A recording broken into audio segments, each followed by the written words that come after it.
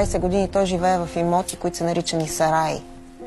Сараи ги наричат онези, които искат да го превърнат в султан. Наречете ги вие. Как ги определяте имотите в Росенец и в Бояна? Дом. В гаража, в Росенец, дома, както го нарекохте, яхта и Майбах. Издирвани по дело, свързано с Румен Гайтански Вълка. Ако в гаража на вашия дом и в пристанището на вашия скромен дом има яхта и Майбах, какво? Румен подари яхта и Майбах на ползване. И аз мога да ги ползвам. Илхан Кючук. Символ на злоупотреби с евросредства, политическа корупция и морална деградация. Илхан Кючук е емблематична фигура в политическата сцена на България, но вместо да бъде пример за прозрачност и добро управление, неговото име се свързва с корупционни практики и злоупотреби с европейски средства. Влиянието на Кючук се простира далеч извън рамките на неговата роля като евродепутат, като той използва политическите си връзки за лична изгода и разширяване на бизнес интересите на семейството си, с официалната заплата от 24 000 евро и допълнително отклоняваните от Брюксел по около 15 000 евро на месец, евродепутата живее в лукс и не се съобразява с никого. Един от най-големите скандали около Илхан Кючук е свързан с неправомерно източване на средства от Европейския парламент.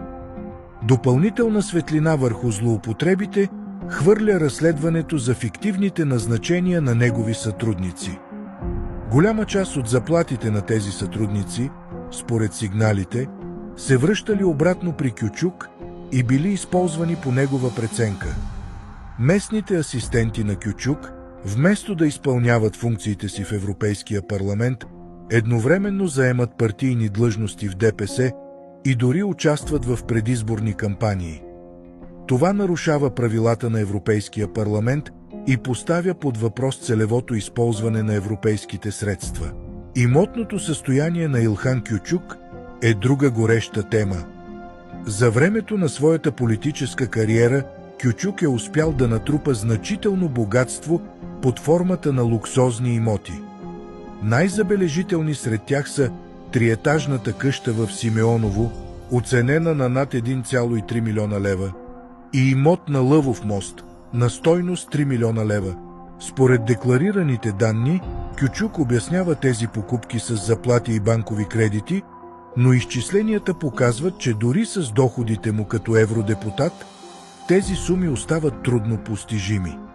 Той е изтеглил кредити за далеч по-ниски суми от стойността на имотите, което повдига въпроси за произхода на останалите средства. Съпругата на Илхан Кючук, Юзлем Кючук, също играе значителна роля в имотното богатство на семейството. Юзлем е дългогодишен служител на ръководство въздушно движение, РВД, където възнагражденията достигат от 8000 до 10 000 лева месечно. Тези злоупотреби поставят под въпрос не само етиката на Илхан Кючук, но и механизмите за контрол върху използването на европейските средства. Разследванията под ръководството на Европейската прокуратура тепърва ще установят пълния обхват на тези злоупотреби. Илхан Кючук и съпругата му Юзлем са пример за това как политическата власт може да се използва за лична облага. От злоупотреби с европейски средства до придобиване на луксозни имоти с съмнителен произход на средствата, семейството на Кючук се е утвърдило като част от политико-икономическия елит, който използва властта си за лично обогатяване. Докато разследванията продължават, бъдещето на Кючук в политиката става все по-несигурно, но остава ясен пример за дълбоките проблеми в българската политическа система.